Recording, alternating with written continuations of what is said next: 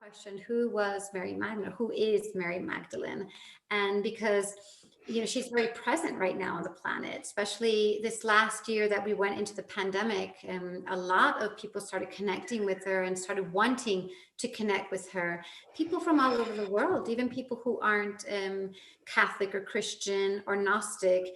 And I've received even emails from women in Japan saying, I had this dream and she told me her name was Mary Magdalene. And so, and there is a difference between the vibration of the Magdalene vibration, the Magdalene flame, which she is, of course, she has activated, and who she was historically. But even though it's the same, she was here on the planet historically, and she was Yeshua's partner, and she was not only his wife, but his co-partner in creating the Christ school, the lineage of Christ. And she is the feminine Christ, which after he left his physical body, he passed down, I like to say, the torch to her, to carry out the ministry of their teachings. And we can go into that later, but Mary Magdalene was a royal woman to begin with.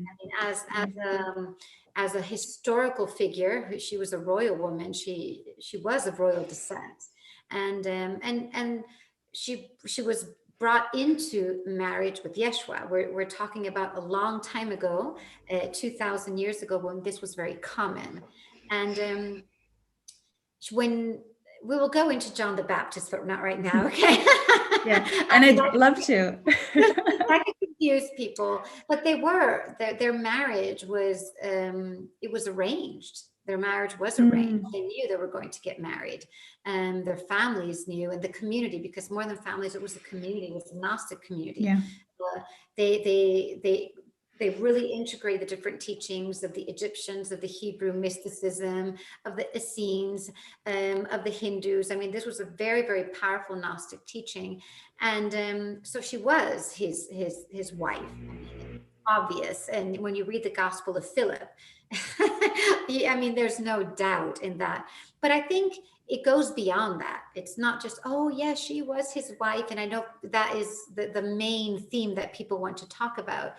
She was a teacher. She was a very, very powerful woman. She was a teacher who was not only a teacher to women so that we could, again, come into our power, but not just Mary Magdalene. Yeshua also taught women. He taught women to go back into our power, and to awaken the divine feminine in men and in women. So she was a teacher, and her teachings are the teachings of Christ, and are the teachings that have been prophesied to be activated right now on the planet. So when we talk about Mary Magdalene, or we want to feel Mary Magdalene, if you read her gospel, and I know that you have, Maxime, it's all about ascension. Everything is about ascension. I mean, and there's nothing about the body and the physicality of living on earth. So when you read her gospel, it's so powerful because it's about ascension. And so since it is about ascension, she gives us this space and this awakening in that we are the creative humans that need to arrive to that ascension. So how do we do it? Through our physicality.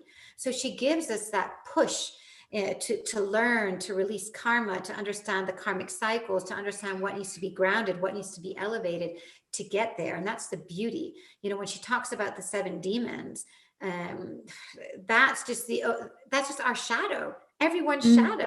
And that's what we're going through right now. So like I say, Mary Magdalene is this historical figure that she is a teacher, wife to Yeshua, beautiful miraphor, a beautiful, just amazing priestess and divine feminine incarnate. She incarnated that energy. She carried it. She's the cosmic virgin. And then there's the vibration of who Mary Magdalene is, that she's